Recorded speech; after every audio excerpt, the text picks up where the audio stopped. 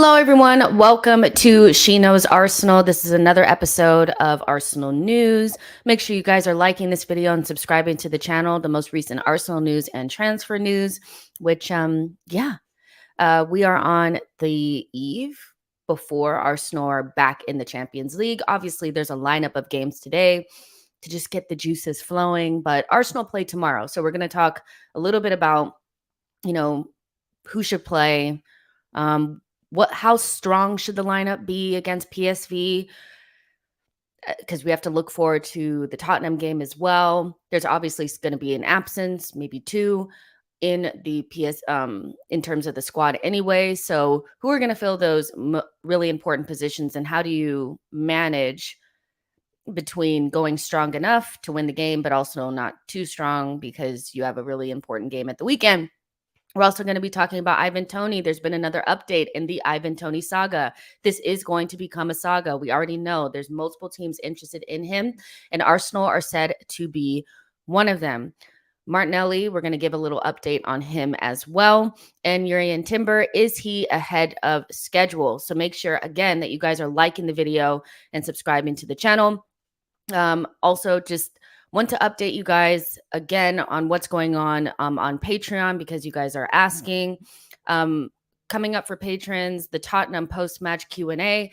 So essentially, there's always going to be a post-match podcast that is available to everybody, but there's a bonus part of that podcast at the end of it that is a Q&A that is only available for patrons, and patrons also are asking the questions to the guests. So the guest for the Tottenham post-match and rewatch is going to be James B from AFTV. He's been on the channel before. He is an amazing content creator and tactical mind, so you do not want to miss the rewatch. Hopefully we're rewatching a win, but Arsenal versus Tottenham, I can only imagine that that's going to be a super exciting show. So if you guys want to be a part of that, you can sign up for Patreon. The link is pinned in the comment section. For Bournemouth, already lined up Laura Kirk-Francis, a good friend.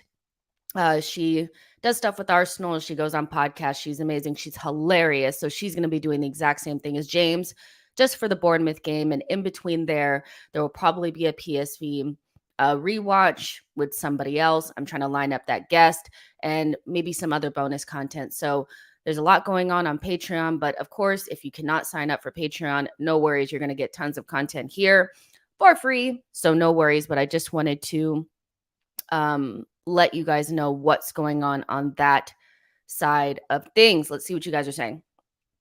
Chris Daddy is saying, I'm ready. I'm sure you are. Mr. J says, I'm here for the Ivan Toney update. We're going to get to that in a second. World Boss says, hey, Jess, oh my God, on time. This is my fave show. Come on, you Gunners. Thank you so much. Jeannie says, hi, Jess. Hello to you as well. Don One says, come on, you Gooners. James Bond says, Jess, what's up? We're playing Champions League tomorrow, my friend. That is what's up. Paul says, as if we'll sign Toney. He's a striker. We don't buy those. Okay. Aha says, the time to rotate smartly in game and in between games should start now. We rotated Gabriel already. He plays every game for us. We need to do the same with Saka. Use Jesus right wing and give Nelson chances. And Opula says, let's go. So let's go ahead and get into it. Make sure you guys, again, are liking the video and subscribing to the channel. Ivan Toney wants an Arsenal move. That is what's out there in the Twitterverse. I will read the quote to you. It's from John Cross from the Mirror. I know people do not think the Mirror is reliable, but again, I implore you guys to pay attention to who's writing the article and not where the article is coming from. There are tiers to journalists, not necessarily in my, I don't think it's always about okay, it's not The Athletic, so it's not reliable. John Cross was actually very on top of things when it came to the Rice saga. And so he clearly knows a little bit of something, right? And what he's saying does marry up well with what we already know about Ivan Toney. So what he is saying is that Arsenal would almost certainly have made a bid for Ivan Toney last summer had he had not been banned. Toney has admirers at Arsenal, but Chelsea and Tottenham are likely to be in the mix too. Brentford will demand at least 60 million. So we spoke about this before, that it'll probably be around 60, 65 million for Ivan Toney. I do think the ban is going to make it a little bit more difficult for Brentford to ask for a lot, especially if it ends up being in January. And we spoke about this before, that there have already been talks behind the scenes with Ivan Toney and Chelsea. So we know that they are very much so interested in Ivan Toney. Tottenham, that's no surprise, because they need to replace Harry Kane in some way. And obviously, they've brought in Brennan Johnson, who is a young player that plays kind of like on the wing and is a forward, but he's not a center forward. And Richarlison is tragic. So they're going to be looking for a center forward. And Ivan Toney is going to be the most cost-effective win now striker that you can get.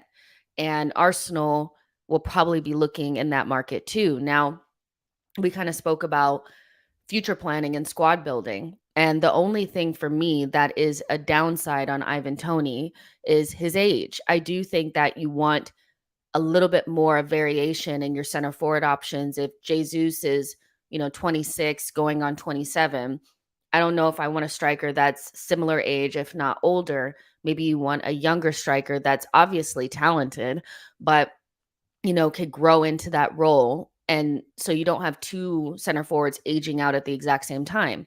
But Arsenal are also in a win now phase too. So Arsenal may just say, you know what, this is the best option for us to win now. He fits our style of play.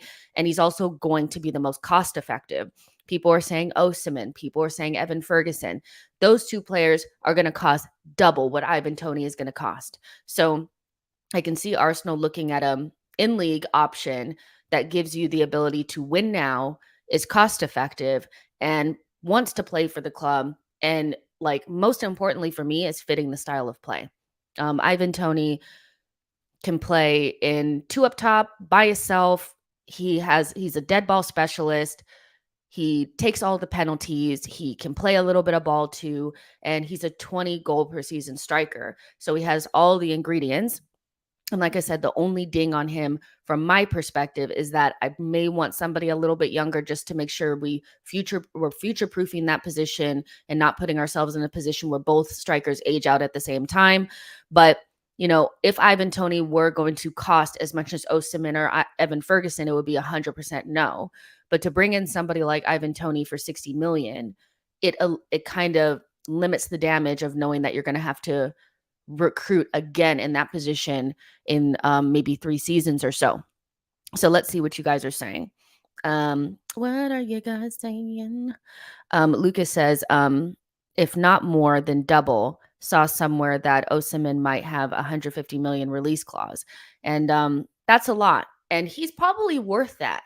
The truth is Osimhen is most likely worth that. But do Arsenal have Osimhen money? I'm not sure. Samuel says, Ivan Toney to Arteta be like, ayo, pick me. Hello, pick me. Okay. John says, sorry, y'all, but if it's between Spurs, Chelsea, or Arsenal, I think he chooses Chelsea or Spurs. They need him more, and Chelsea contract and money. I mean, the one thing I think the only reason why he maybe picked Chelsea is because the money potentially, but to say like he chooses Chelsea or Spurs, I'm not sure what Spurs offer more than we do. They're not going to offer him more money at this point.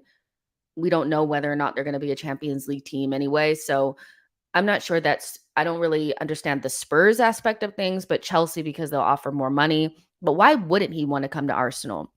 I still think we speak about our club in a way where it's almost like a couple years ago, where we don't pay big money.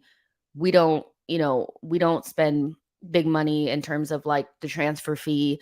We can offer him London. We can offer him Champions League football. Like, we're actually the most attractive option. So I can understand maybe Chelsea offering a little bit more on wages, but like it's not 3 years ago where we were in 8th and those two teams were in Champions League. It's actually switched now. And in terms of they need him more, it's where are you going to play the football that you want to play? And I think that's significant in this conversation, because Team Team News and Ticks has also come out and spoken about the Ivan Toney situation. And although he wasn't too forward on like, okay, this is 100% happening. What he did say is um, that he wants to come to Arsenal. Ivan Toney has been very open about wanting to play for Arsenal. And one of the things that has happened is he's moved agents, he's changed agencies, and he told them that his top priority is to get a move to Arsenal. And so I do think that sometimes, like when it comes to like an Osimhen or something like that, I would think that yeah, it would be more difficult to attract somebody like him to Arsenal. But when we're talking about Ivan Toney, I do think that we end up being one of the more attractive options. And I'm still not understanding why Spurs would be more attractive than us. It's crazy. This isn't 3 years ago. Ali A says, it won't be. Oh, yeah, you already said that. Triple C says, who was the player that did the press conference with Mikel ahead of tomorrow's match? I'm not sure. I'll look it up. Don One says it's Tottenham, and Tottenham means no success. Don One says, and Chelsea are a banter club. Yeah, it's just not a couple of years ago where we're not an attractive option. We do pay high wages. You want to know? We do pay high wages. We have quite a few players on £200,000 per week. So, I think, we have to kind of maybe let go of those old tropes that like they'll want to go anywhere but Arsenal. You know what I mean? There was another comment here about Ian Wright being 27, 28. Aha says, didn't Ian Wright join Arsenal at 27, 28? He did. But I'm not saying that I would not want a striker of that age. I'm saying that we already have one. We have Gabriel Jesus that's 26. He's going on 27.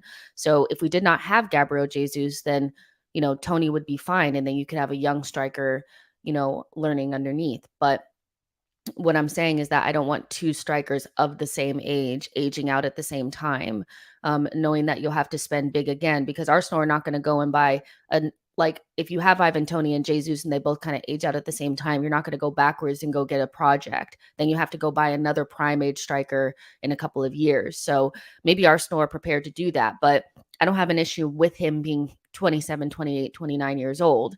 It's having two strikers and not having the ability to like future proof the squad. That's kind of where my thought process is on that.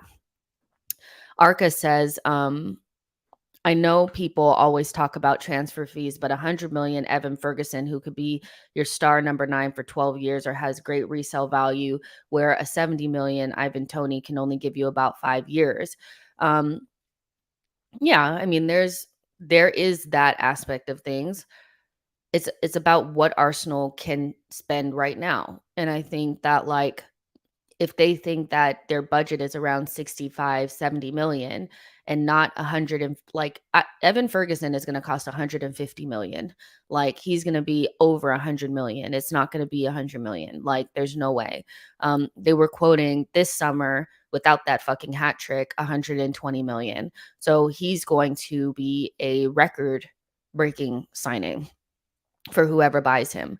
So that's double of what you would pay for Ivan Toney. So essentially, I understand what you're saying. It's like, oh, it's the long game, blah blah blah. But if Arsenal's budget is half of that, then they'll go for the option that best fits them, despite it maybe despite knowing that you're going to need to re-up at some point with another striker in the next 3-4 years. So I understand that aspect. It's all about budget. I think it's all about budget, and Brighton are not easy to deal with either. They really aren't. So, if I was Arsenal, I don't know. Evan Ferguson may be like a once in a lifetime type of striker. Everybody's saying that that's the Harry Kane regen, and then so that's the player that you have to go for.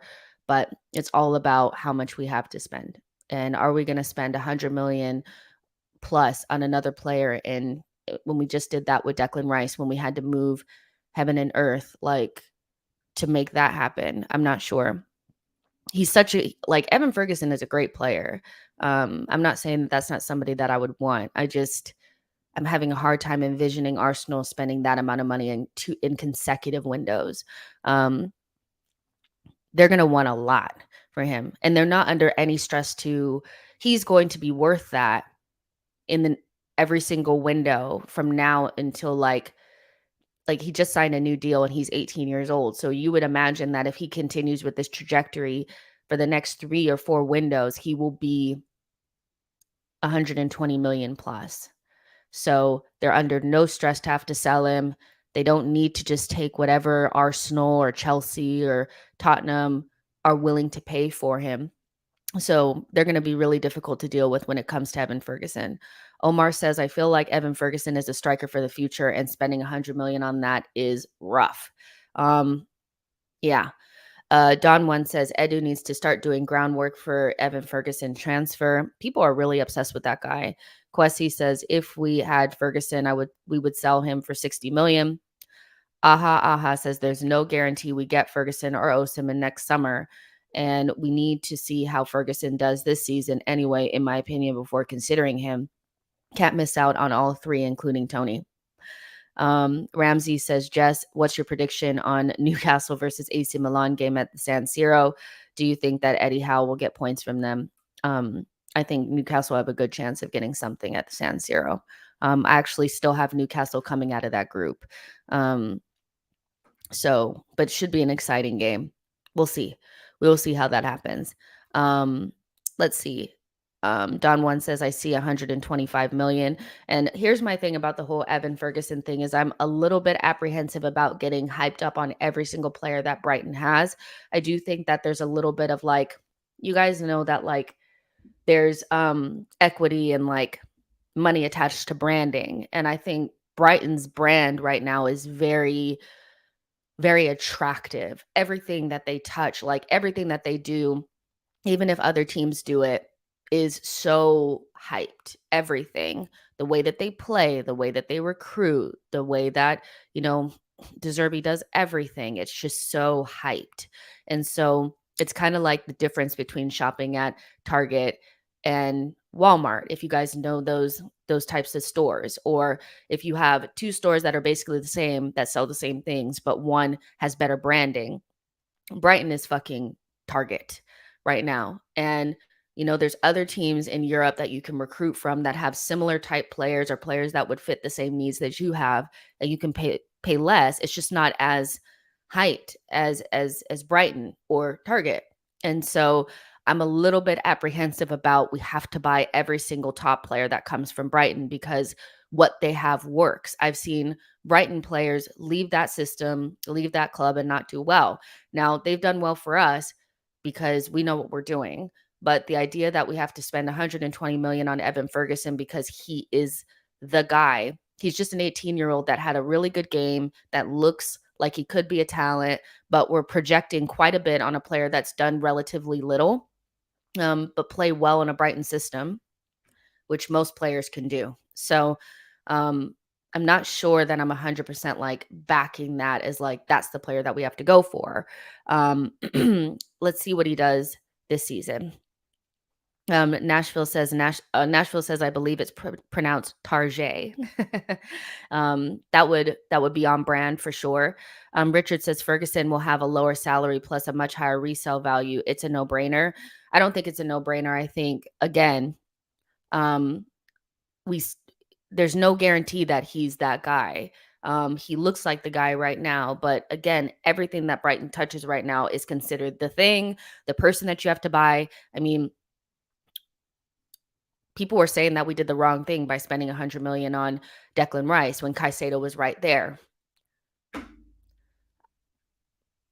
It's just, sometimes I think that's like, people are so afraid, like with FOMO, that they're going to miss out on something, but we don't even know if Evan Ferguson is that guy yet.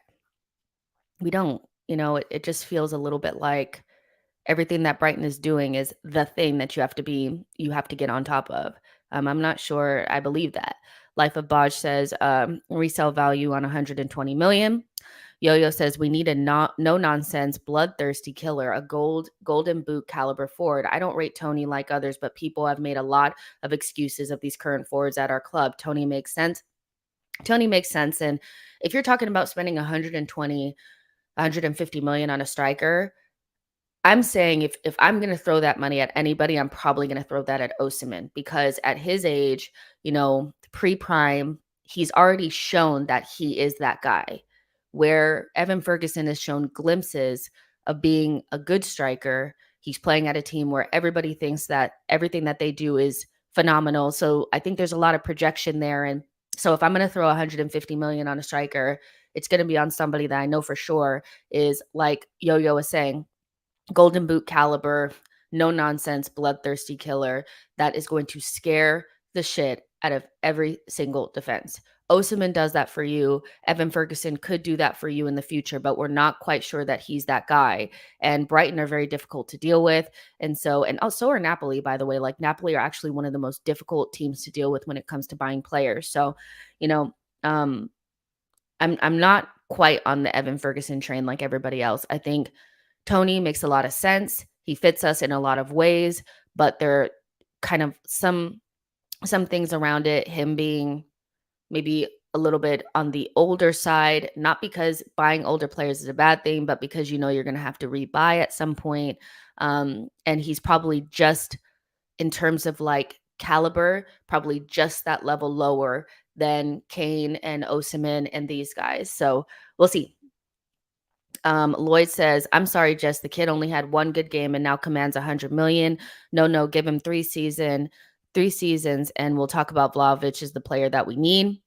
Yo-Yo says Toney has bagged a decent amount for a defensive team in Brentford. I get the feeling Osimhen is the forward Chelsea needs. Yeah, I hear you. Omar says, what about buying Toney, buying a younger striker and selling Jesus? I'm not selling Jesus. No. I think Jesus is an invaluable player to have in your team, even if you have a traditional 9 in there somewhere. I'm not selling Jesus. I'm sorry. Like, he's a world-class player, but he's not a world-class number 9. But you don't sell a player like that. And that also brings me to the other part of the conversation around buying Ivan Toney in January means you have to do something with Eddie Nketiah, or I feel like you have to do something with him. And is Eddie Nketiah somebody that is going to be on the market in January? I'm not sure. It feels very much so like Eddie is a part of the plans, and I kind of am on the side of the fence where I don't think he should have such a solid place in this team. Good player, probably could have a really good career in the lower half of the Premier League, but he's a Chuba Akpom. Like, he's not somebody that is Arsenal level that's going to take us to the next stage. And so I've always been of the mind that he's somebody that we should move on from if a suitable bid were to come in. A Crystal Palace could use an Nketiah. Several different teams could use Nketiah. Shit, when Brentford sell Toney, they could probably use an Nketiah. So he would have to move on. And he's playing a very significant role in the team right now, a role that I feel like I'm not sure that he's quite perfect for. Jesus could be recovering, but also Nketiah is somebody that I feel like Arteta is quite attached to. So we would have to be willing and prepared to move him on in January. Now, a lot of teams do start looking for strikers in January because usually what they're lacking, especially at the bottom of the league, is goals. They need goals. And so there might be teams that are looking at Nketiah like, you could bring this guy in. But knowing Arsenal, they'll have an extravagant price tag on him. His wages will become a problem. And we're too attached and too, thing with him where he may not move on in January. So we could end up missing out on Toney because we don't have the space for him, and that would be disappointing for me. And again, that's not saying that Eddie's not a good player, but I just don't think that he needs to be somebody that's super important in the squad, and at some point he needs to be moved on sooner rather than later, as far as I'm concerned. Nashville says, I will leave Eddie alone when he plays for Palace. Tawanda says, Toney is good, but his attitude is concerning. What part of his attitude is concerning? I'm not sure that I've heard anything about Ivan Toney's attitude being wrong or not good, he has a betting problem, so that's that's probably what I'd be mostly concerned about. But Thomas Frank speaks very highly of him, and so at this point in Toney's career, he doesn't seem like somebody who's problematic or anything like that in terms of in the dressing room. In terms of what he's doing in his personal life, that's another question. Anthony says, it's funny that you guys actually think you can compete with Liverpool. You never walk alone. Cool comment. Aha says, surely we can keep Nketiah until this summer at least, even if we get Toney and Jan, potentially. We do have space for probably one more attacker and not having to move anybody else on. So maybe Arsenal, like that is a move that I would love to see Arsenal make, is not have one in, one out. We tend to be a one in, one out type, and we don't want to hold on to anybody else. Like a player has to leave in order for another one to come in. If Arsenal were serious, they would bring in Toney, even if Nketiah was not gone. But I just know how Arsenal operate, and it's one in, one out. Stone that the builder refused says, giving Eddie Nketiah £100,000 a week was criminal because no team will pay for that. Exactly. Crispy says, on the pitch and training field, he's fine, in my opinion. Just outside of it is what needs sorting out. And that's what I was saying, essentially, is that it's more about his personal life than anything on the pitch or in the dressing room. Yo-Yo says Eddie has value after his England call-up and goals in the Premier League in Europe. However, Arteta loves the guy. Get over it, people. I can't get over it because it's something that it's holding us back. Like I'm not going to say Eddie's holding us back, but he does keep us at a certain level, for sure. So, yeah, but I get this feeling too, John, that Eddie isn't going anywhere. Mikel loves him. And if he doesn't go anywhere, then the conversation around a striker doesn't really, it doesn't change anything. Like we're not going to bring in a striker if Eddie does not leave at some point. I just don't see us having 3 strikers on the books, or, Jesus being moved to a permanent position on the wing to accommodate Eddie staying in this side. Like it doesn't make sense to me. So, yeah. Nashville says, I'll say it, Eddie holds us back. We Move says, what's up, people? Oh, I love your Avi. That's one of my favorite movies. I'll just have to burst your bubbles, but Arsenal will never buy Toney. It's simple how Arteta operates. What about Toney? Why wouldn't Arteta buy Toney, though? Like, I can understand, like, maybe us missing out on him because we don't sell Eddie. But what makes you think that Arteta would not want a player like Ivan Toney in the team? I think he actually fits a lot of what Arteta usually goes for. A player that's had to come from humble beginnings, that's worked hard, worked through the ranks, has been overlooked quite a bit, is Premier League proven. I think he fits quite a bit of what Arteta usually does go for. So I'm not sure I'm convinced that Arteta will not buy Ivan Toney unless there's something that I'm missing. Will the club make room for Toney or buy Toney despite Eddie Nketiah being there? That's more, what I'm thinking about. Omar says Toney is 27. We don't buy that old usually. We don't usually, but there's a first time for everything, isn't there? So we'll see. Crispy says Arteta rates Toney. Exactly. Like I'm not connecting with the idea that Arteta doesn't rate Toney or would never buy a striker like Toney. I actually think this is the type of player that Arteta would usually go for. So yeah, but I think it's more about the space in the squad and Arsenal being ruthless and saying we need more goals. We need a striker that actually, could bring in 20 goals per season, and doing that in January and not allowing him to go somewhere else. That's more what it is, So yeah. Tawanda says we missed out on Højlund. There's more than one Højlund. If you want to go for that type of profile, again, like you guys already said, there's Evan Ferguson, there's Sesko, there are other Højlunds out there. I don't think we missed out on anything in terms of Højlund. Not for that price anyway. Lucas says, Jess, I would wait till the summer and see if someone else explodes in the second half of the season, like Ferguson, Jackson last season. There's always someone out of nowhere to look for. Exactly. So,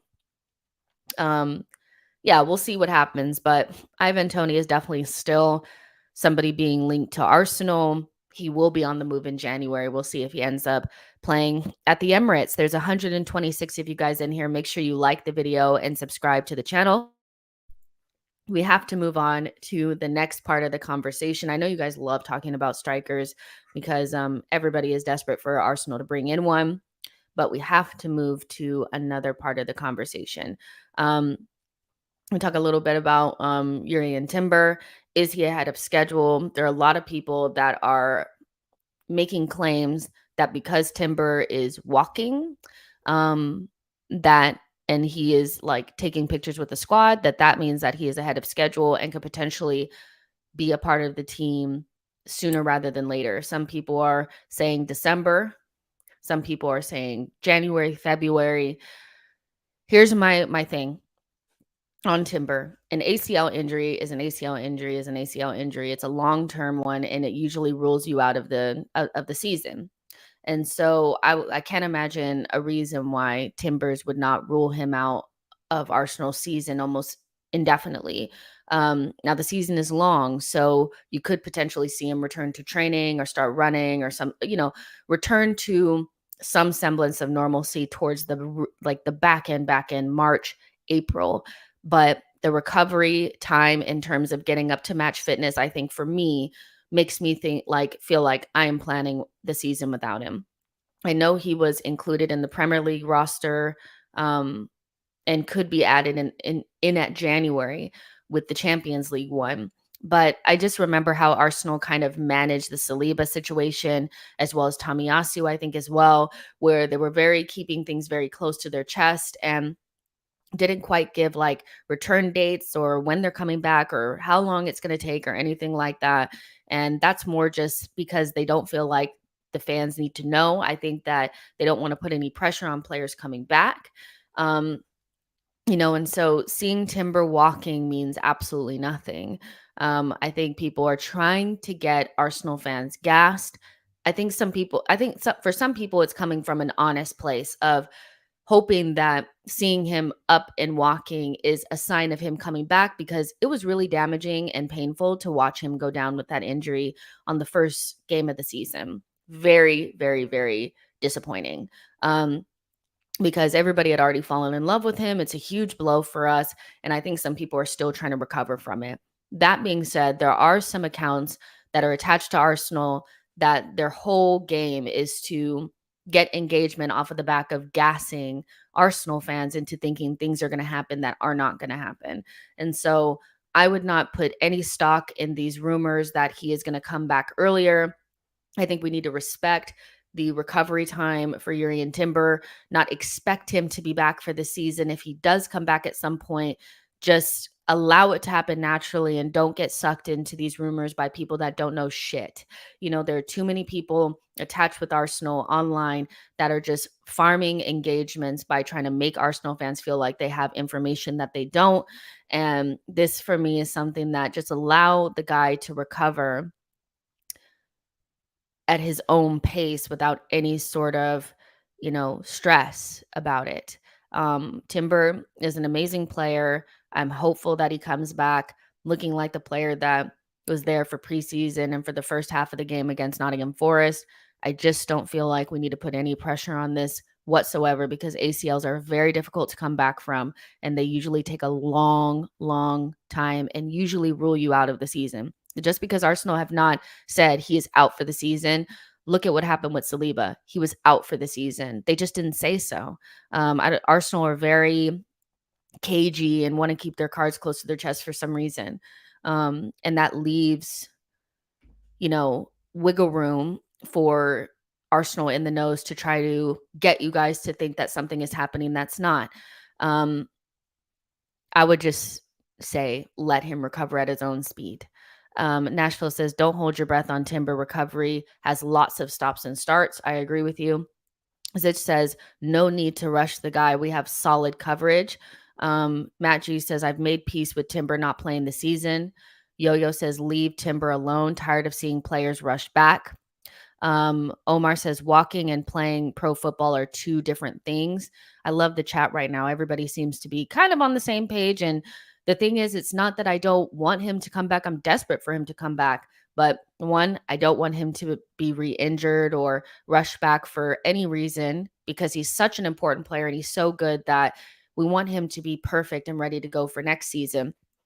I just feel like putting unnecessary pressure on this guy to come back. Like, I saw people saying that Timber was up and running because they saw his twin brother on a treadmill and they started posting it and putting it out there. Don't get wrapped up in the bullshit. People are too desperate and trigger happy to have this guy come back. Just make peace with the fact that this guy has suffered an ACL injury and he's out probably for the entire season. Nashville says, someone get Yo-Yo on Leave Britney Alone meme as a portrait. Denver says, I think Arteta is cautious with injuries. That's good to see. Hopefully he could do the same with Saka. Lucas says, people need to stop putting pressure on him. If he can come back in April, May, that's okay. We need him for the next 5 years, not months. I love what you just said there. Bailey says, you can see so much swelling, but walking now is good. Needs time with an ACL. Exactly. Tawanda says, we still have Tomiyasu and Kivior. Timber needs to recover properly. Mr. says, you're right, Jess. An ACL is an ACL. If he's back in April, I'd be impressed. He's probably back at the start of next season. Exactly. Like, there's just no reason to do this. Like, I don't understand. It's like, I get that engagement is how some people eat, so there's going to be a lot of people online now that you can get paid for engagement that are going to say things just to get the clicks and stuff. But the repercussions of that is that people are going to have unrealistic expectations for a player that just needs patience. When he comes back is when he comes back. Like, don't expect him back in February. I've seen people saying in February, and it's just annoying because it's like, this is an ACL. If you follow the Arsenal women, like, our women in general do tend to come back a little bit slower from ACLs, but we had like 4 or 5 last season.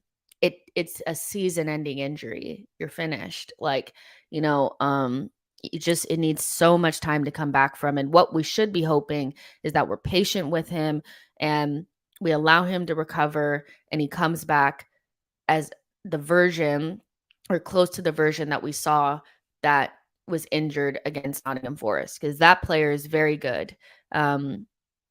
Man, I love Timber. Lucas says, it's the same with Leah. People are speculating she'll be back at New Year. They have to stop. Omar says, people have a hard time trusting their body after that. We've seen that. Paul says, let's get Gabriel Jesus to lay on hands. I like that. And Easy says, I've ruled Timber out the entire season, but I won't mind a pleasant surprise. And I think that's the thing. It's like, hope for the best and pray and prepare for the worst, and prepare for his entire season to be recovery. But if something were to happen and he were to come back at the very end and just at least be training, that would be amazing. So I'm just not willing to speculate on him coming back early or anything like that. And it's really frustrating to see people doing it online and getting people gassed that don't actually, there's a lot of people that don't understand ACLs, and I'm not a doctor and I don't necessarily understand 100% the ins and outs. But what I do know is that they take 8-9 months to come back from, to just start even like getting back on the pitch to train, so people just need to calm down.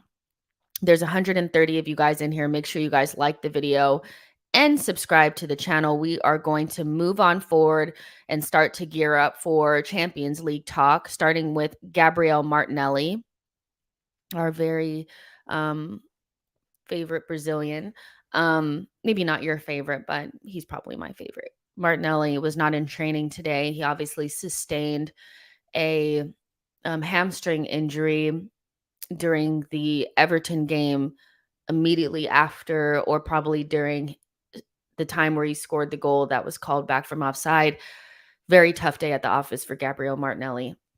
And he's probably one of the players that I was looking forward to most playing in the Champions League. And so for him to be missing that game, or our first game in Champions League, I think is a little sad, but it's a hamstring injury. He will come back from it. And so there's nothing super big to worry about on that front. Arteta said that Martinelli felt something in his hamstring. We need to do some further tests to assess. Adds he's out of the PSV game, and it's a possibility he could miss Sunday's North London derby, which is kind of what we expected. And so, um, you know, love Martinelli. Hopefully he comes back sooner rather than later. But it does kind of open up the conversation around who should play there. Obviously, I would expect some rotation, but Martinelli is somebody that I counted on to be a part of the team because I just think we're better with him and he's going to be really good in Champions League because there's going to be a lot more space. I don't think people are going to sit back on us how they kind of do in the Premier League, and Martinelli with space is a deadly combination. And so with Arsenal playing their game tomorrow, it does open up a spot. And so I did start a poll for you guys to vote on, asking who do you think should start in place of Martinelli on the left. And looking at the poll now, I had Trossard up there and Reece Nelson, and 79% of you guys said that Trossard should start, and 21% of you guys said Reece. And I'm actually surprised about that because it's come to my attention that there is a section of the fan base that don't necessarily rate Trossard very much and want him not in the team. And I just found that to be very surprising because I just think he's a quality player. Is he really different than Martinelli? Yeah, he is. Like, he's not a touchline winger. In fact, he's not really a winger. He is a creative forward or even a midfielder or false nine. Like, he's somebody that offers you creativity and ingenuity and quick thinking in small spaces. And so when you think of a touchline winger, it's somebody that's going to beat somebody 1v1 and it's going to be pretty isolated. And that's not Trossard's game. But this is where the management comes in. And when you have Trustard in the team, you need to change things around in order to suit his style of play so you can get the best out of him. Sorry. Sorry. I had clicked on the link and then so it started playing. Sorry. If you guys heard that. But yeah, like, I think Trustard is such a good player and deserves more playing time. Um, but Reese also deserves a bit of playing time too. So it's going to be interesting to see what Arteta goes with. Also, Trossard's has to play against Tottenham. He just has to, against Tottenham, against Manchester City, against teams that are in the top six. I think you need to make sure that if you don't have Martinelli available, that the player there is going to be somebody that if they get one chance, you're going to back them to put that in the back of the net. And for me, that's Trossard and not Reece Nelson. So maybe Reece Nelson does get, the minutes against PSV and Trossard comes back in for the game against uh, Tottenham. Nashville says Vieira plays with Martinelli, Nelson, Trustard plays with Havertz. And I'm really glad you said that because combinations and relationships are so important for Arsenal right now because everything is broken on the left-hand side. And we were so used to Zinchenko, Xhaka, Martinelli. It worked. The balance was there. Once it started to work, it was just perfect. And now that we've broken things apart and we have new players over there, it's hard to see who works and who doesn't. But I do think as a rule of thumb, Vieira plus a more direct 1v1 winger and Havertz in the 8 is going to work better with somebody that's a little bit more wanting to come into the pocket, do a little bit more of that link play and that creativity in his position. And then he runs beyond the striker and he runs beyond the left 8 and also occupies the left half space. When you watched us play against Barcelona, it was a preseason game, but you already kind of saw that like Trussard and Havertz work together on that side because Havertz can actually go wide and operate in that wider channel and Trussard can come inside. What you don't want to see is Havertz and Martinelli because both of them want to arrive. Both of them want to receive the ball and you don't have any creativity on that side. So it's all about relationships. If you want to play Havertz, then you probably play Trussard. But if you want to play Vieira, then maybe Reece Nelson gets the call. So maybe against PSV and because Vieira, I don't think is going to play against Tottenham. I think it will be Havertz. So maybe Vieira plays against PSV. I think he's going to be sensational in the Champions League, by the way. And then you play Reece Nelson, who does deserve some playing time. And in order for him to be useful for us, he needs to play more minutes. So yeah, Hightower says, to be honest, I picked Reece because of his pace. Trossard is great for low blocks, I think. Good thoughts. Lucas says Trossard needs someone to overlap from midfield or left back position. Vieira did well at that. I'm not even going to do it. I just love that guy. Nashville Gooner says Jesus plays better with both pairs. Of course, because Jesus is superior to Nketiah. Paul says it's not a game for ESR on the left. Trossard at 8. And Reece as an impact sub or on the right. I'm going to keep it funky with you guys. I don't think we're going to see ESR against PSV or Tottenham. I think we'll probably see him hopefully against Brentford.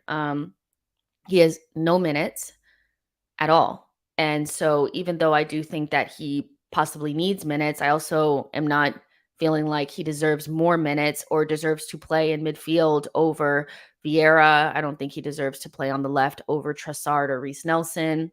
And so I'm picking those players over him because I've already seen this season that they play well in those positions.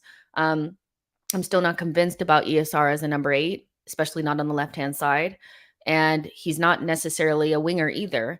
And so I've always kind of been confused and concerned about where he actually fits in this team because he's a number 10 and we don't really play with a number 10. And he can play off of the wing, but we got wingers. So it's tough to see where he comes into the team. But I don't think we're going to see his first minutes against PSV. His first minutes will probably come maybe against Brentford in the cup. It's tough. It really is tough on ESR. But I don't understand. I just think as a player, if you have no minutes in 5 games in the Premier League and 19 players have already featured and started, and Arsenal continuously buy players that play in your position, your spot is not really there the way it was before. It's tough on him, but I just don't see him. Maybe it's a second half of the season thing, and they are just like slowly cooking him to like be important in the team at a certain point. But my gut is telling me that he's not necessarily at the top of Arteta's like mind at the moment. Tawanda says Havertz is going to score an important goal this season. I hope so. Shantae says, I want ESR ball so bad. Tawanda says Martinelli doesn't like going centrally.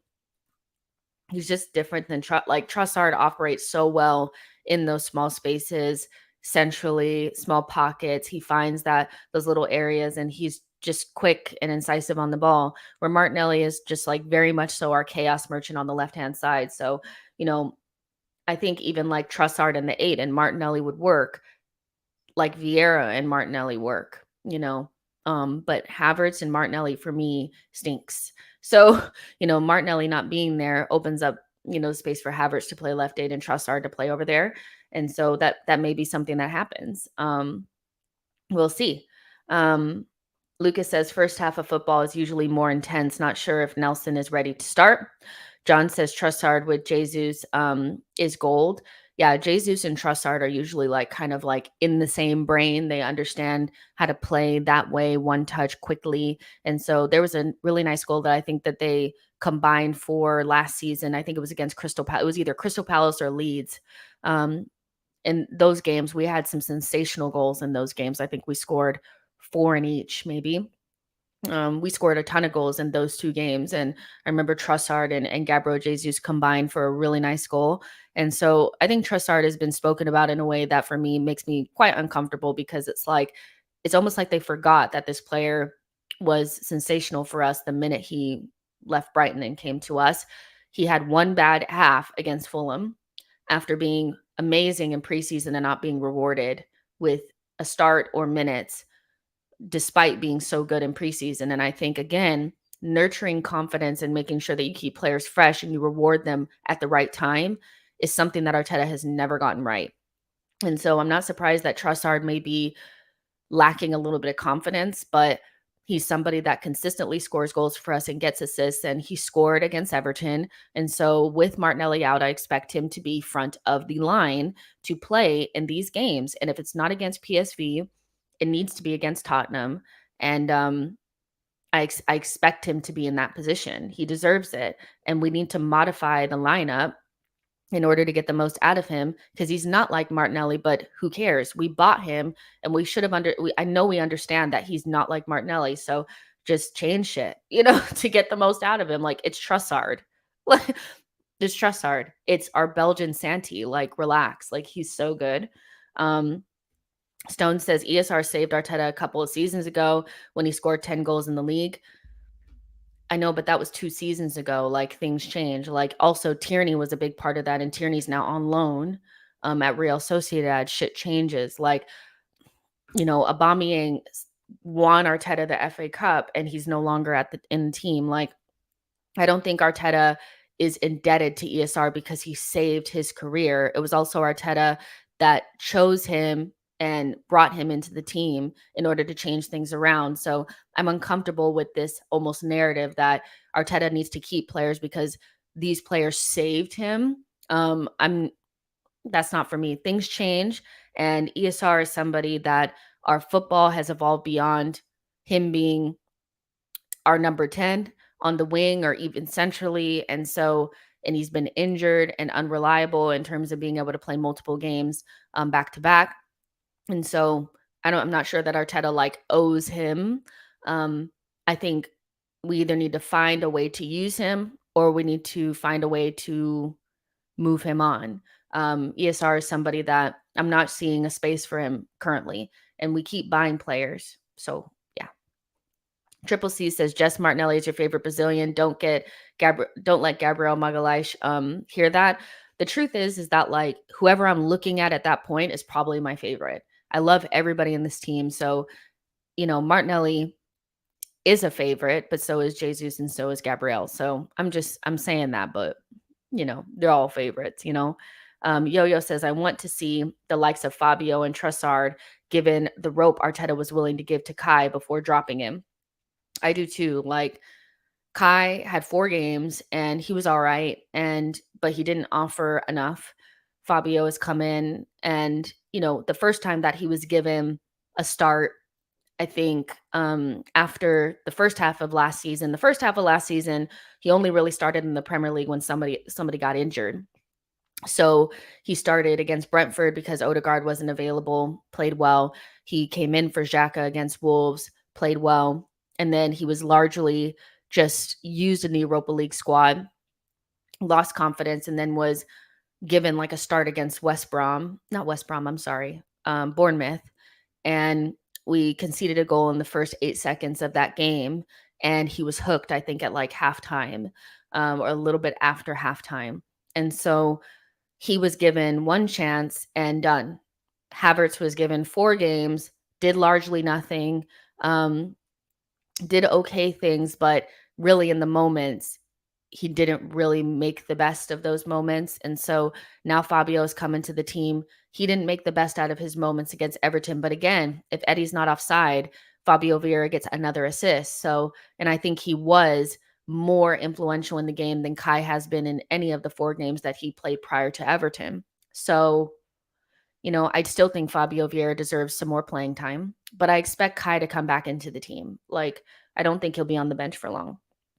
But Havertz was given 4 games and all of preseason, and there's not much to show from it. So I feel bad for saying that, but I feel like it's the truth, or at least it's my truth. Ify says, well, ESR should have left in the summer then. What's the point of keeping him then? Depth, I think also was somebody going to give us the 45-50 million that we probably would have required to buy him? No, I don't think so. Chelsea was interested before they went for Cole Palmer, but I think they were always going to spend more on Cole Palmer than they were going to spend on ESR. And they probably thought that they could have got a cut price 25 to 35 million for him. And we probably told him to F off, which is exactly what we should do. But,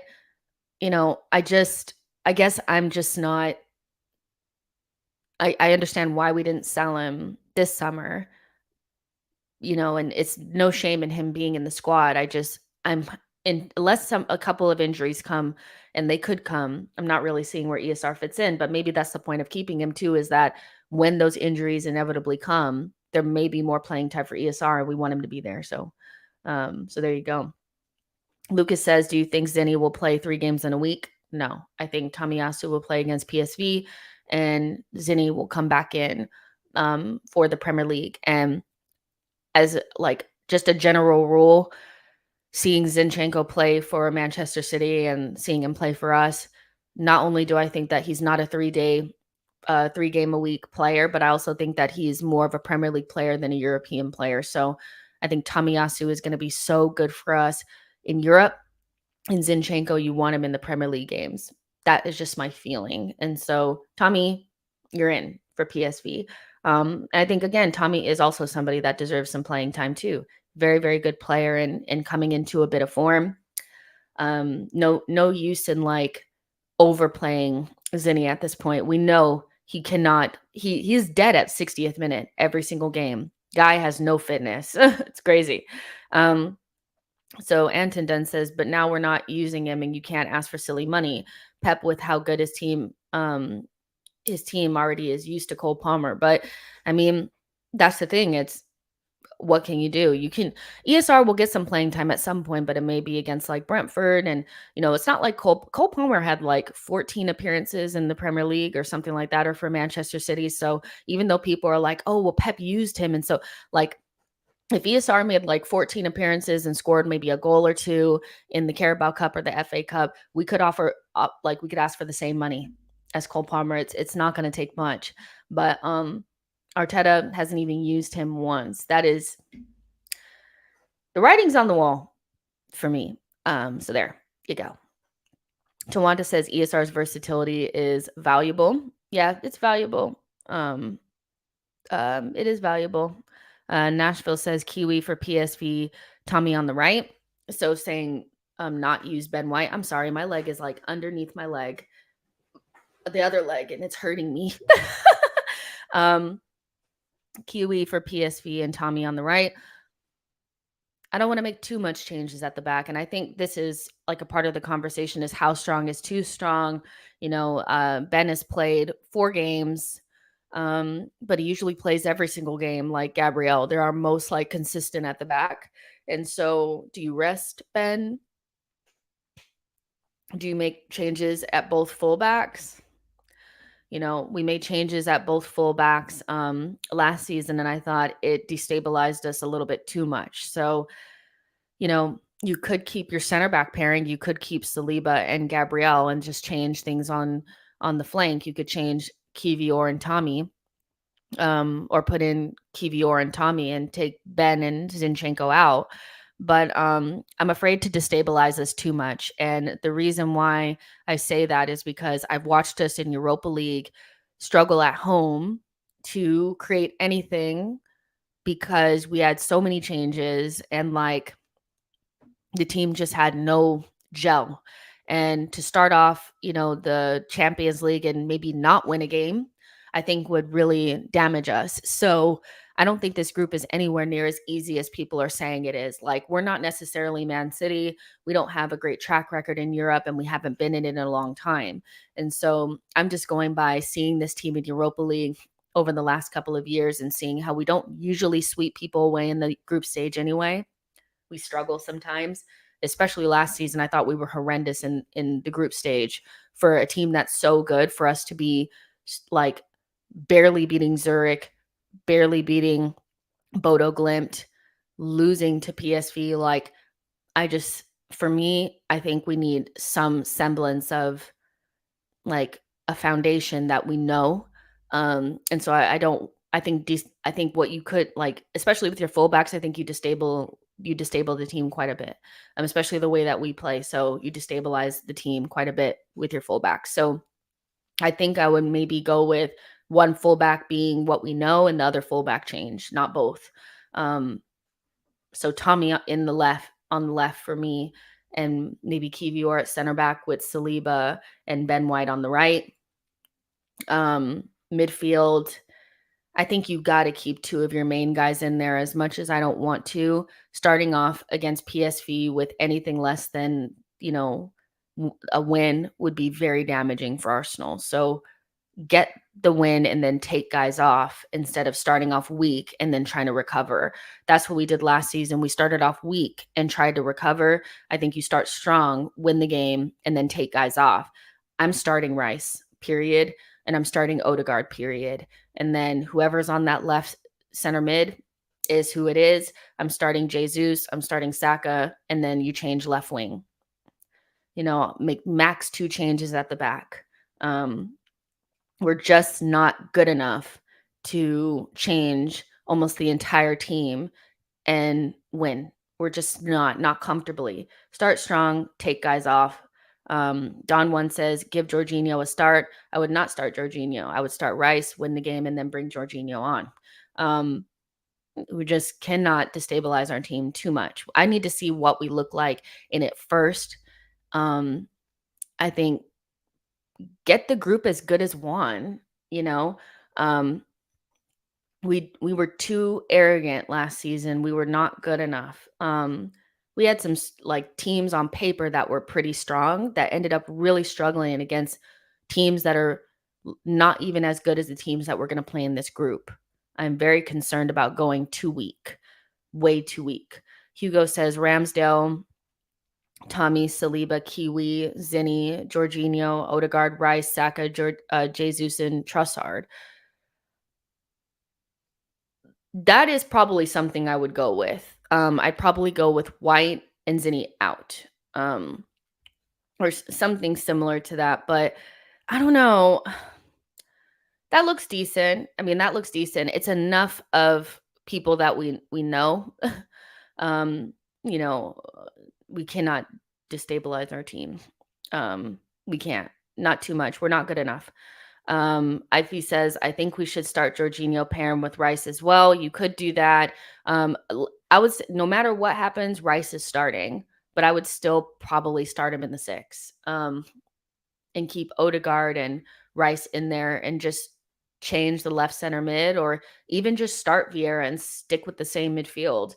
Why are we trying to force Jorginho in the team as well? Like, I'm trying to understand what the point of Jorginho in there is from the start. If somebody can explain why we need Jorginho in for this game, that would be, I would love to know.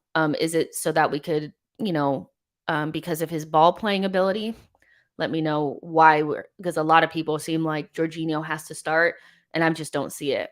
I don't really see it. Aha says Jorginho UCL experience. That is a good point. I like that. Champions League experience. I like that. Okay, so Jorginho should start because of his Champions League experience. That is something I can get behind. So, but do you think that Jorginho would just start in the 6 and Arteta wouldn't opt to still play like Havertz or Vieira at left 8? Let me know what you guys think about that.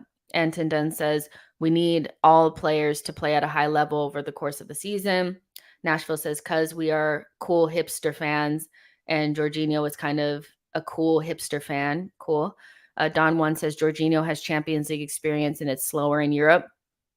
I've seen Jorginho get absolutely rocked in Europa League, by the way, with Arsenal last season. So I'm getting the Champions League situation as well. But I don't know. I think I'd still just start Rice and then also bring Jorginho on later when the game is already won.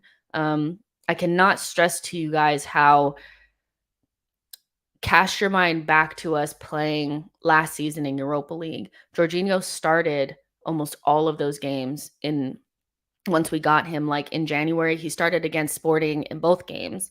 And he struggled. So I'm trying to figure it out. I'm trying to figure it out. I'm trying to figure it out. I understand what you guys are saying. I really do. But I am very, at least want a strong midfield, because a strong midfield means that we control the game. And I know that PSV are also they don't have they don't have some of those same players that they had. They don't have Cody Gakpo. They don't have Javi Simmons. Like those two players were absolutely destroying us. Um, but that doesn't mean shit. Like they still have decent players in their team, and it's not so much about them so much. It's more about us and not being able to pass a ball whenever we get into a European group stage and just completely forgetting who we are. Like as a club, like I'm just shell shocked from last season, but I feel like people are taking this a little bit too lightly and think we're way better than what we are. So obviously, Ramsdale, I would start in this game. Um, he got us to the Champions League. He deserves to start this game. And because I'm also starting Raya against Tottenham, so Ramsdale, you start this game. Um,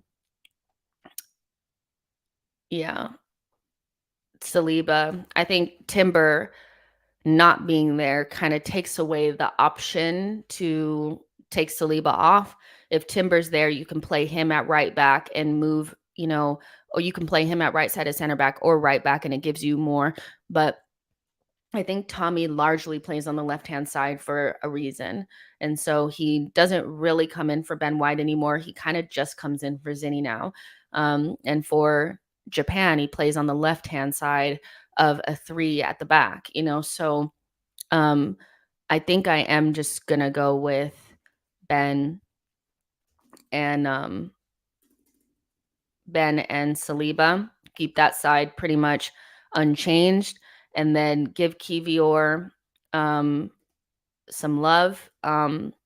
Also, Gabriel did play quite a bit of minutes for Brazil in some harsh conditions. Bolivia and Peru, like those places are difficult to play. There's a lot of minutes in his legs and a lot of travel. So I feel like Gabriel could take a little rest in this game. And I would play Tomiyasu to keep Zinchenko fresh for Tottenham.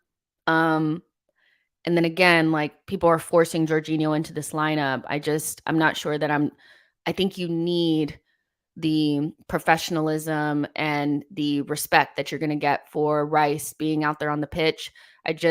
He just gives us something different. And I'm, if the game is a little bit more open, like you guys are saying as well, like you're going to need somebody that can stop transitions. One of the things that we came up against Sporting is the game was much more open and it was more like a basketball match, but that also was to the detriment of Jorginho.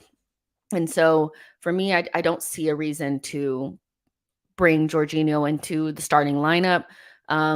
Maybe if it feels like we've won the group, then later on in the group stage, if we're, we've won a couple of games and, we're pretty much through, then you can start to take Rice out. But I think we really need to start strong and win the game and then bring guys on and not be too arrogant.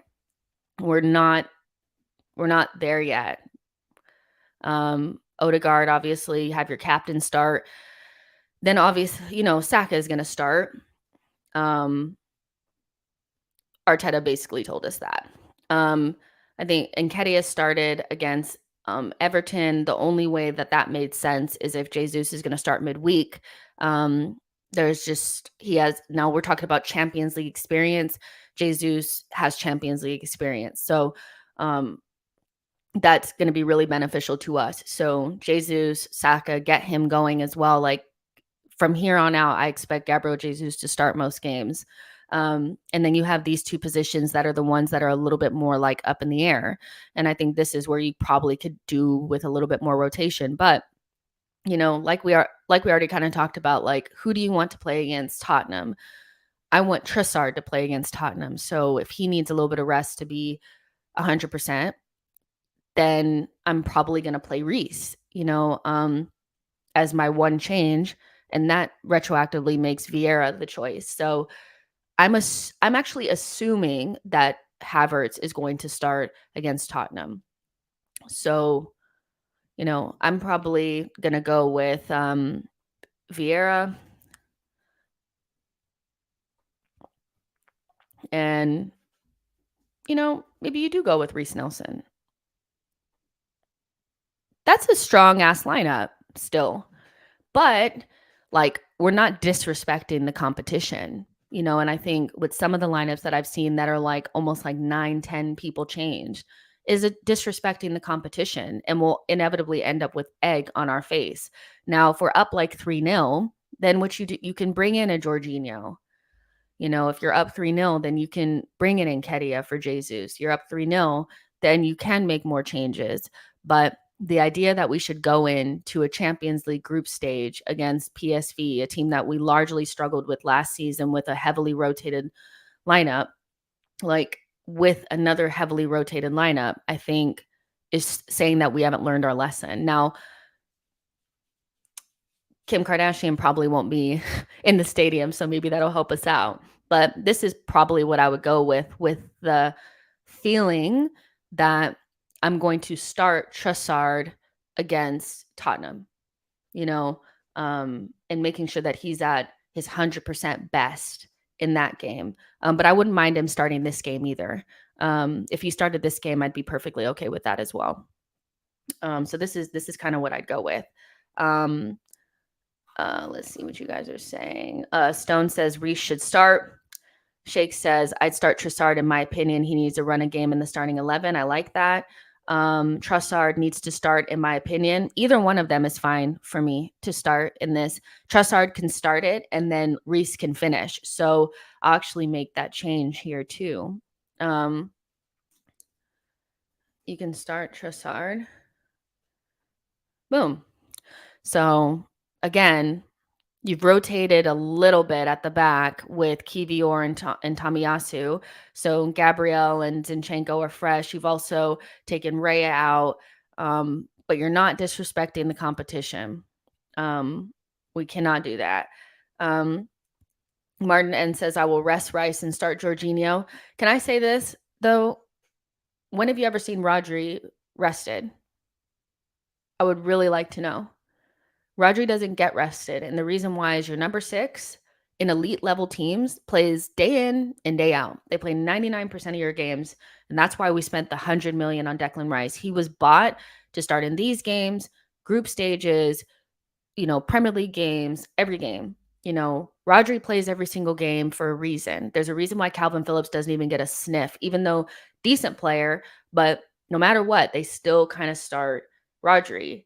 So I don't understand why we're rotating Rice now. Like, Rice has immense fitness levels. He gives us something special in that position. And I think you start him. And then once the game is won, then you bring Jorginho in. I'm not understanding why we're starting Jorginho. I get the Champions League experience, but why are we resting Rice 5 games into the season when we know that this is what we bought him for, to be our ever constant, in our team? I'm sorry, Declan Rice has to start this game. We have to start off on the positive foot. The last thing we need is, to have to try to chase the game. Shake says Declan to start. He came to play UCL. He'll rest after we qualify. Chris Daddy says the problem with Trossard starting is we absolutely need him fresh as hell for Spurs. It's fun. Whatever you said for Spurs. But yeah, yeah, I mean, I still feel like I would start Reece. You could start Trossard. Either one is fine. But like Chris is saying, like, Trossard is going to probably he has to start against Spurs. So you could rest him, Yo-Yo says, no one wants wholesale changes. We want to see our manager rotate is all. Some of the players at Goodison shouldn't be playing 270 minutes plus this week. But I have those players not in the team. Who are those players? Like, Saka is going to start every single game. I think people need to just kind of accept it. Declan Rice is going to start every single game. Jesus didn't start, so, he's fresh enough to play in this game. Fabio Vieira is probably fine. You could rotate him off. Like, Zinchenko is somebody that's not going to play the 270. So, this lineup represents exactly what you guys are saying. And then you could, like we already said, Trossard doesn't have to start this game. Reiss Nelson could very well start this game and probably play well. The key for Reiss Nelson is to play on the left. I think when he plays on the right, he just doesn't have the same je ne sais quoi. Like, it's just not the same. So start him on the left. And I don't think this lineup is too strong, and I don't think it's too weak. And the players that we're worried about in terms of burning out, except for Saka, are not on the pitch. So, this is a rotated lineup. It's rotated. And based on also some of the decisions that Mikel Arteta made, he made the decision to not start Jesus. So Jesus should start in this game. Martin N says, here's my rationale. I'm confident that we can still win with Jorginho, and I want to see Rice fully rested against Spurs. I don't know. Tawanda says, Tottenham are looking good. Unfortunately, we need the best for the weekend. Hugo says, Martinelli might be ready for Spurs. Maybe, but I wouldn't count on it. What says, I think Trossard is in the Arteta's UCL plans because he asked for more time and he was told he would get more once the UCL starts. So, but that was before Martinelli got injured. So again, it could be it could be Reiss, or it could be Trossard. I'm actually okay with either starting. If I'm just going off of just like pure emotion, of course I want Trossard to start because I feel like he deserves it. But looking forward to like maybe missing Martinelli for, let's say, 2 more weeks, then yeah, like I'd probably want Trossard to be 100% ready to go for Spurs, for whatever other games, But to me, strong enough lineup with the idea also that we can take these players off once the game is pretty much won. I don't want to chase the game. Sorry. Like, I'm too traumatized from Europa League, and I know this team too well. They don't do well with overly rotated lineups from the start. Boy says Nelson can come off the bench early against PSV. So we'll make the change again. We'll put Trossard in. We'll put Trossard in, which I'm totally fine with because Trossard's my boy. So there you go. Yo-Yo says Leo and Kai were signed to be the difference makers, so neither of them starting is unlikely. So there you go. Or maybe, do we think that Kai is actually somebody that's better suited to Champions League? Some of his better performances for Chelsea came in the Champions League. Maybe he's somebody that we're looking at as a difference maker in a competition that's going to be a little bit slower with more space. In the Bundesliga, he had a lot more space, and I think he struggled a little bit to get up to the pace of the Premier League. So where Fabio Vieira is somebody that can operate in those little pockets and has a little bit more of that quickness in his feet. So maybe you see Kai in this game. We could look at that too. Because Kai in a Champions League game against PSV, for me, is a lot less stressful than Havertz against Basuma and Sarr. So maybe this is what we see, which the balance is much better in this. It's still strong, but I cannot stress enough how we are not at a level where we could just be throwing anybody out there. Period. Okay. So Martin says, yeah, start Kai.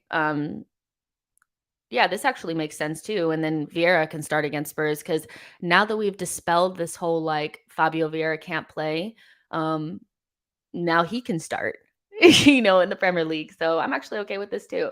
Boy says this PSV game is a good time to rest Odegaard, have him fresh for Spurs.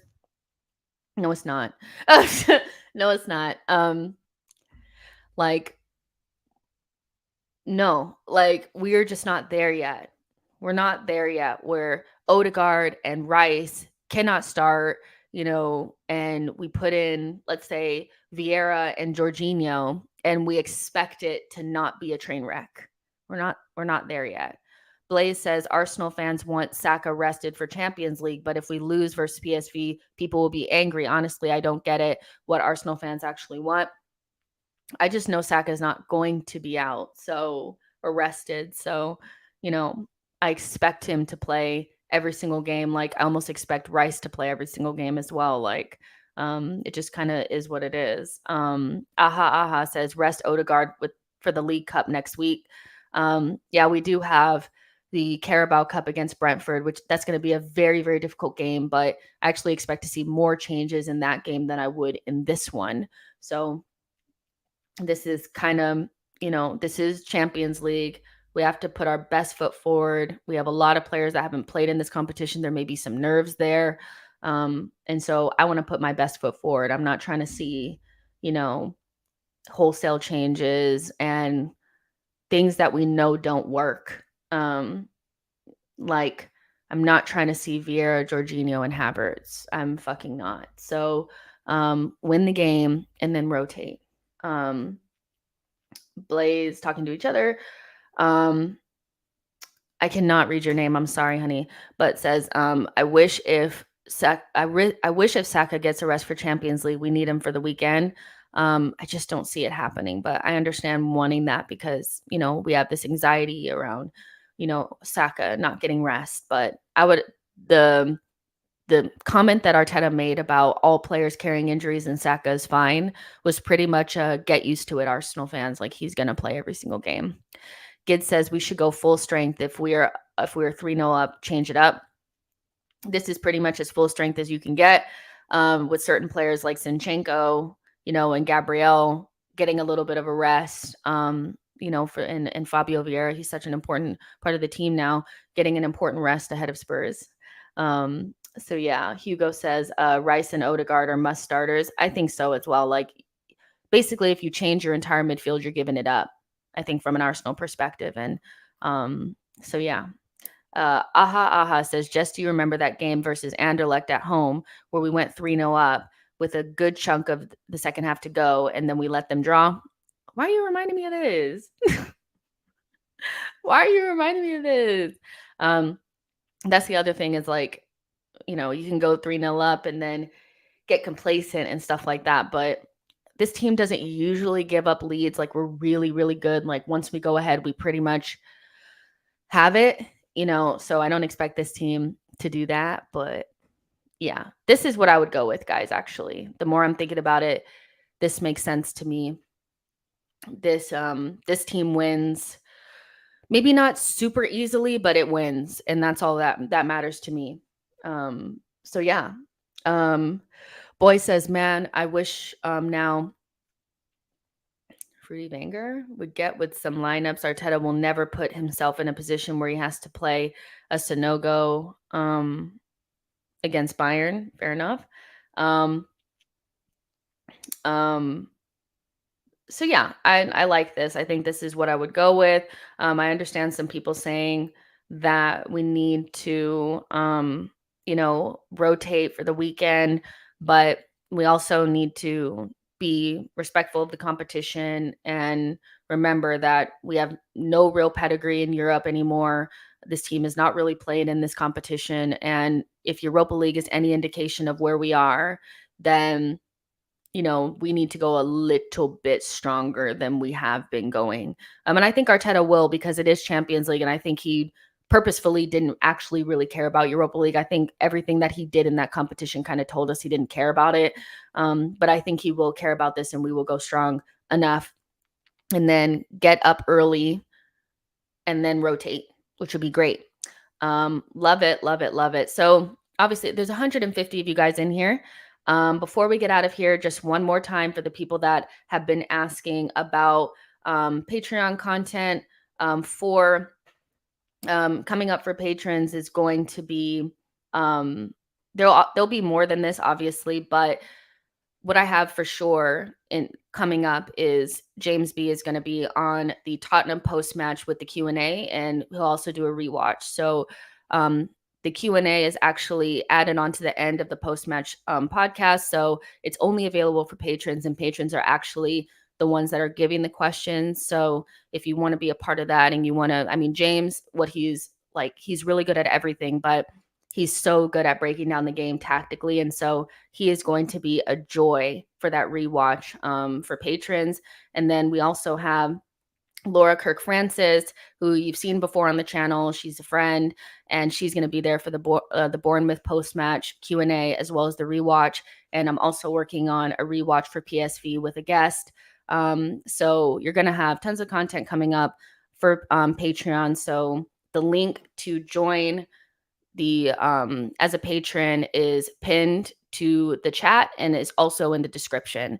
So if you want to get involved with that, you can. But if you can't do Patreon, don't worry. There's going to be tons of content on here. There's going to be a PSV watch along, player ratings as well. And so, yeah, you guys have been begging me for watch along. So you guys better effing come. I am not a good watcher and I'm already embarrassed thinking about how I'm going to be watching that game.